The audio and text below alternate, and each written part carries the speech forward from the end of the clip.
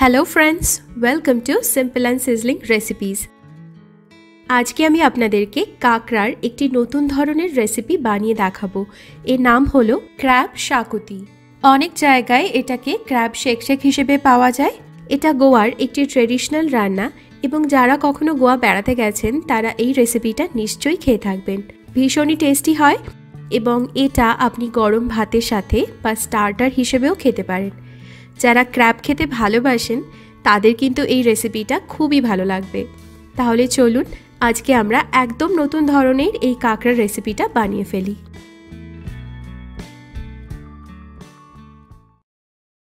Crab শাকুতি বানানোর জন্য আমি এখানে নিয়েছি 4টে মিডিয়াম সাইজের কাঁকড়া। ওজনে হয়েছিল 800 গ্রাম।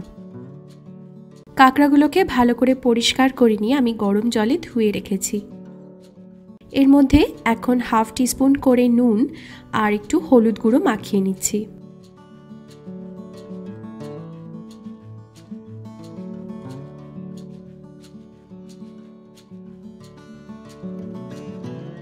এবারে একটা কড়াই বা যে কোনো প্যানে প্রথমে আমরা কিছু মশলা ড্রাই রোস্ট করে নেব। দিচ্ছি 2 টেবিল চামচ গোটা ধনে, 1 টেবিল চামচ গোটা সাদা জিরে, 2 টিস্পুন দিচ্ছি গোটা মৌরি, 2 টিস্পুন গোটা গোলমরিচ, 5-6 টুকরো দিলাম লবঙ্গ। এখন গ্যাসটাকে অন করে দিয়ে মিডিয়াম ফ্লেমে এই সমস্ত গোটা মশলাগুলোকে একত্রে ভেজে নেব। এভাবে মশলাগুলোকে একটু ভেজে নিলে পরে মশলাগুলো খাস্তা হয়ে যায় আর এর ফ্লেভারটাও খুব সুন্দরভাবে বের হয়।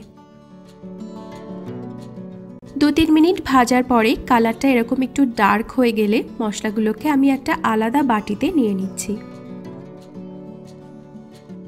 এবারে এই একই কড়াইতে আমি নিয়ে নিচ্ছি 4-5টা শুকনো লঙ্কা।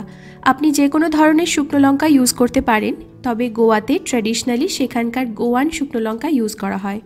আর আপনি যদি ঝাল বেশি পছন্দ করেন তাহলে শুকনো লঙ্কাটা আরও দিতে পারেন। শুকনো লঙ্কাগুলোকে খুব বেশিক্ষণের জন্য রোস্ট করব না, 1-1.5 মিনিট পরেই আমি সরিয়ে নিচ্ছি। এবারে দিয়ে দিচ্ছি একটা মিডিয়াম সাইজের পেঁয়াজ, 1.5 ইঞ্চির একটা আদা আর 7-8টা রসুন কোয়া।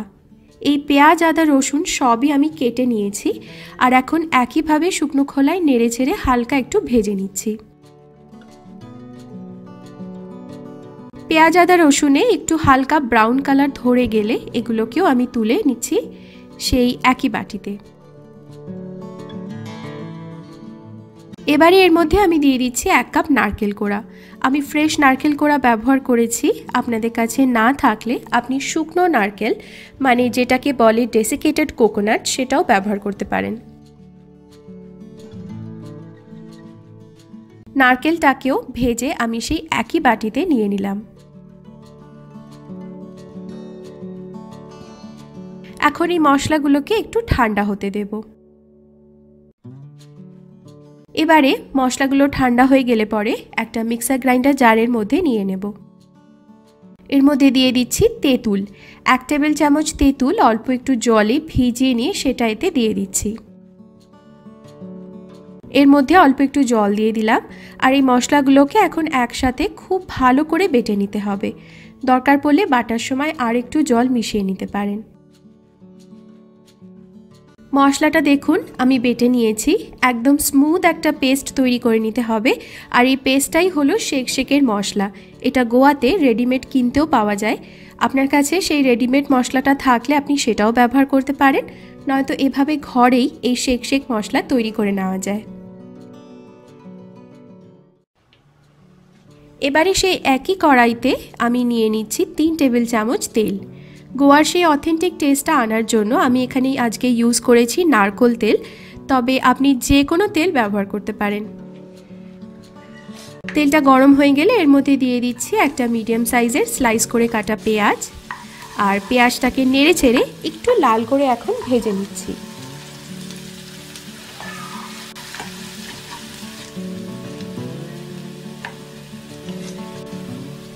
এবারে এর মধ্যে মিক্সিতে বেটে নেওয়া মশলা সেই পেস্টটা ঢেলে দিলাম, হাফ টিস্পুন হলুদ গুঁড়ো দিয়ে দিলাম, আর এবারে সব ভালো করে মিশিয়ে নিয়ে 5 মিনিটের জন্য মশলাটাকে একটু কষিয়ে নিচ্ছি।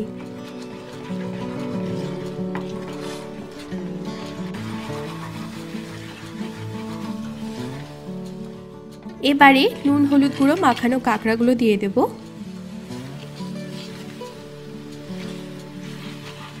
এর মধ্যে এবারে হাফ কাপ জল দিয়ে দিলাম।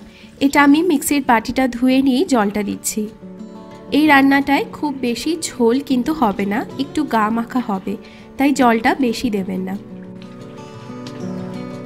স্বাদ মতো নুন দিয়ে দিলাম, অল্প সামান্য একটু চিনি দিচ্ছি, এটা পুরোপুরি অপশনাল। দুটো কাঁচা লঙ্কা চিড়ে দিয়ে দিলাম।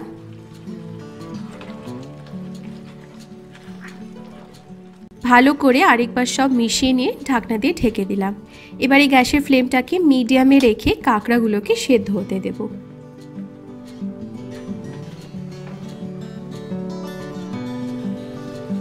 ঢাকনাটা খুলে একটু দেখে নিচ্ছি, কাঁকড়াগুলো সেদ্ধ হয়ে গেছে আর জলটাও টেনে গিয়ে গা মাখা হয়ে গেছে। এবারে গ্যাসটা আমি বন্ধ করে দিলাম আর একটু ধনে পাতা কুচি ছড়িয়ে দিচ্ছি। আমাদের গোয়ানিজ ট্র্যাডিশনাল ক্র্যাব শাকতি একদম তৈরি। এবার এটাকে গরম গরম পরিবেশন করুন প্লেন সাদা ভাতের সাথে, আর আপনার প্রিয়জনদের সাথে জমিয়ে খান। রেসিপিটা কেমন লাগলো আমায় কমেন্ট করে অবশ্যই জানাবেন। তাহলে আজকের মতো এখানেই শেষ করছি। সবাই খুব ভালো থাকবেন। আবার দেখা হবে আরেকটি লোভনীয় রেসিপির সাথে। বাই।